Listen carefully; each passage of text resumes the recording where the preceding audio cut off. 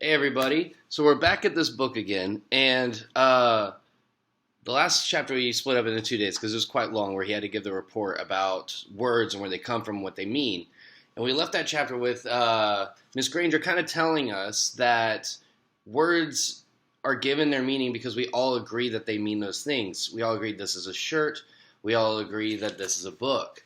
I think Nick's going to take that and run with it. And I think we're going to figure out what he's going to do in this next chapter, because that chapter is called The Big Idea. That kind of makes me think that everything we read up to this point was kind of set up in our story, in our plot arc. Andrew Clements is setting up the story, and now we're really getting into what is it going to be about? What's making this story special? And I'm excited to read this chapter so that you can see what makes this story special. Here we go. It's chapter 6, The Big Idea. 3 things happened later that same afternoon. Nick and Janet Fisk had missed the bus because of a school newspaper meeting, so they walked home together. They were seeing who could walk along the curb without falling. It took a lot of concentration, and when Janet stepped off into the street, Nick said, "That's 3 points for me." But Janet said, "I didn't fall. I saw something. Look." She bent down and picked up a gold ballpoint pen, the fancy kind. That was the first thing, Janet finding the pen. They got back on the curb, and Nick followed Janet, putting one foot carefully in front of the other on the narrow concrete curb. And while he stepped along, he thought back over the school day, especially about his report, and what Mrs. Granger had said about words at the end of the period finally started to sink in. That was the second thing, understanding what Miss Granger said. She had said, "Who says dog means dog?" "You do, Nicholas." "You do, Nicholas," he repeated to himself. "I do?" Nick thought, still putting one foot in front of the other. Following Janet, "What does that mean?" he thought to himself. And then Nick remembered something. When he was about 2 years old, his mom had bought him one of those unbreakable cassette players and a bunch of sing-along tapes. He had loved them, and he played them over and over and over and over. He would carry the tape and the player to his mother and his big brother, or his father, and bang them together and say, "Guagala, guagala, guagala," until someone put the cassette in the machine and turned it on. And for 3 years, whenever he said guagala, his family knew what he wanted. He wanted to hear those pretty sounds made with voices and instruments. Then when Nick went to preschool, he learned that if he wanted his teacher and other kids to understand him, he had to use the word music. But guagala meant that nice sound to Nick, because Nick said so. Who says guagala means music? You do, Nicholas. "No fair," yelled Janet. They were at the corner of their own street, and Nick had bumped into her, completely absorbed in his own thoughts.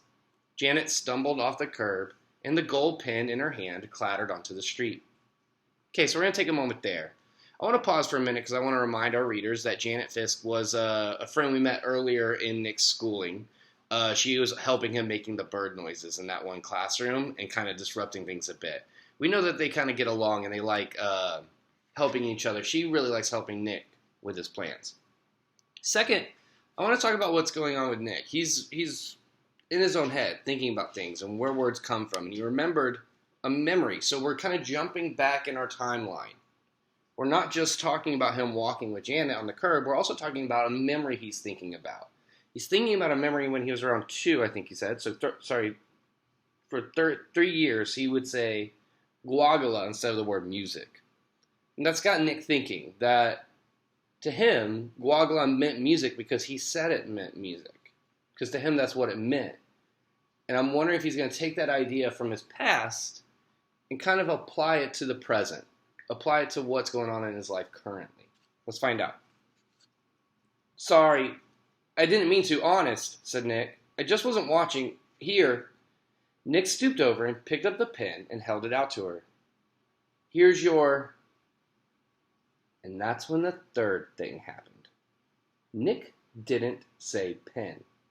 Instead, he said, Here's your friendle. Friendle? Janet took her pen and looked at him like he was nuts. She wrinkled her nose and said, "What's a friendle?" Nick grinned and said, "You'll find out. See you later." It was there at the corner of Spring Street and South Grand Avenue, 1 block from home on a September afternoon. That's when Nick got his big idea. So here we have a picture of Nick's big idea. Nick's there holding the friendle, or the pen, and at the bottom it says the big idea, and Janet's kind of looking at it. And by the time he run down the street and up the stairs and through the door and upstairs to his room, it wasn't just a big idea. It was a plan, a whole plan, just begging for Nick to put it into action. And action was Nick's middle name. Again, Andrew Clements likes to do this. I don't think action's actually Nick's middle name. I think it means he likes to put his plans into action. He likes to come up with a plan and then make it happen. Let's keep going. The next day after school, the plan began. Nick walked into the penny pantry store and asked the lady behind the counter for a friendle. She squinted at him. "A what?" "A friendle, please. A black one," said Nick, and he smiled at her. She leaned over closer and aimed one ear at him. "You won't." "What?" "A friendle." And this time Nick pointed at the ballpoint pens behind her on the shelf. "A black one, please." The lady handed Nick the pen. He handed her the 49 cents and said thank you, and then left the store. 6 days later, Janet stood at the counter of the penny pantry. Same store, same lady. John had come in the day before, and Pete the day before that, and Chris the day before that, and Dave the day before that. Janet was the 5th kid that Nick sent in there to ask the woman for a friendle. I wonder what the lady in the store is going to think after the 5th day or so of somebody coming in there and asking her for a friendle and pointing to the pens. And when Janet asked, the lady reached right for the pens and said, "Blue or black?" Nick was standing 1 aisle away at the candy racks, and he was grinning. Friendle. Friendle was a real word. It meant pen. Who says friendle means pen? You do, Nicholas. Half an hour later, a group of serious 5th graders had a meeting in Nick's playroom. It was John, Pete, Dave, Chris, and Janet. Add Nick, and that's 6 kids. 6 secret agents. They held up their right hands and read the oath Nick had written out.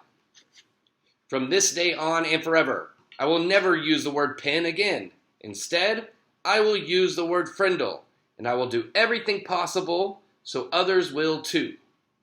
And all 6 of them signed the oath with Nick's friendle. The plan would work. Thanks, Miss Granger. So we now know his big plan. His big plan is to get everybody possible to stop calling this a pen. From now on, this has to be a friendle.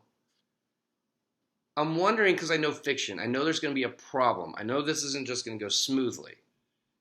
And I'm thinking about what we've learned so far in our story, who could possibly cause a problem for Nick. I think you know the answer to that, so I'm not even going to say it. I want you to think of the character who's going to really be upset, maybe a character who cares a lot about words and what they mean, when Nick goes around the school and makes everybody start calling this a friendle. All right, we'll see you guys tomorrow. Bye.